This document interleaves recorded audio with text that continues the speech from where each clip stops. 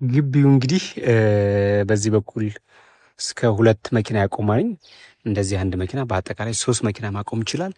አጠቃላይ 250 ካሬ ሜትር ነው። እያንዳንዱን የማስጎበኛችሁ ይሆናል። እዚህ ጋር አነስ ያለች የግሪን ኤሪያ ቦታ አለች። እዚህ ጋር በረንዳ አለን።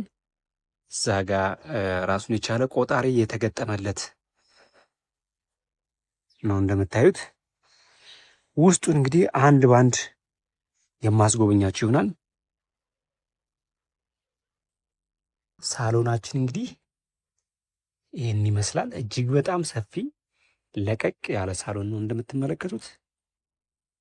በሰሚት 72 እጅግ በጣም ቆንጆ የሆነ አዲስ ማንም ያልኖረበት ቪላ ቤት ነው እያሳዩአችሁ የሚገኘው።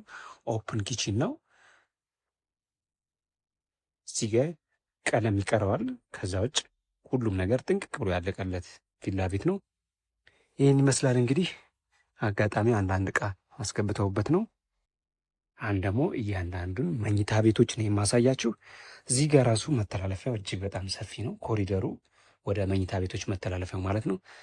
በግራ በኩል ከሳሎናችን ወደ ውስጥ ስንገባ ማስተር ቤድሩሙን የምናገኘው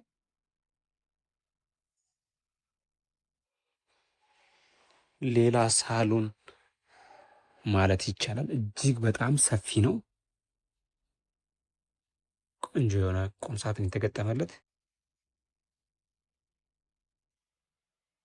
ይሄ ነው እንግዲህ።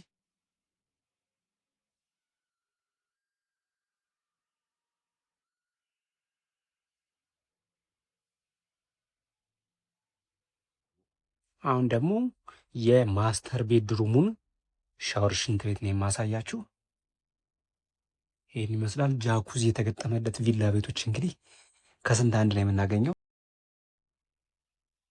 ጃኩዚ የተገጠመለት እጅግ በጣም ዘመናዊ የሆነ ቪላ ቤት ነው።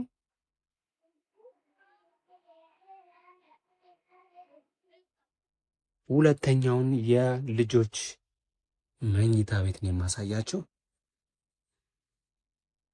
ይህ የልጆች መኝታ ቤት ነው። ራሱን የቻለ ቁም ሳጥን የተገጠመለት የልጆች መኝታ ቤት ነው። የልጆች መኝታ ቤት የራሳቸው የሆነ አጋጣሚ እንግዲህ ቁልፍ ነው። ሻወር ሽንት ቤት አለ ማለት ነው። ሶስተኛውን የልጆች መኝታ ቤት ነው የማሳያችሁ። እዚህ ጋር ሶስተኛው የልጆች መኝታ ቤት ነው። ይህም ቁም ሳጥን የተገጠመለት ነው እንደምትመለከቱት።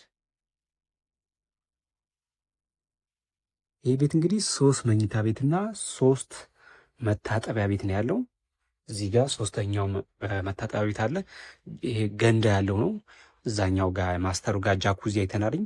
እዚህ ጋር ገንዳ አለው፣ ግን አጋጣሚ ቁልፍ ስለሆነ ማሳየት አልቻልኩም። እንግዲህ አሁን ደግሞ በውጭ በኩል ወደሚገኙት ሰርቪስ ክፍሎች ነው የምንሄደው ማለት ነው። እዚህ ጋር ሰርቪሶቹ በዚህ በኩል በጀርባ በኩል ነው።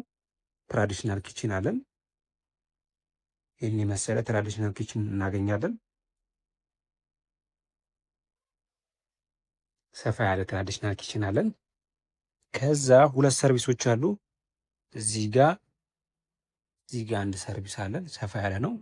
የልጆች ወይም ደግሞ የሰራተኛ ክፍል መሆን ይችላል። እዚህ ጋር 2ኛ ሰርቪስ አለን። ይህም ልክ እንደዛኛው ተመሳሳይ ነው ስፋታቸው።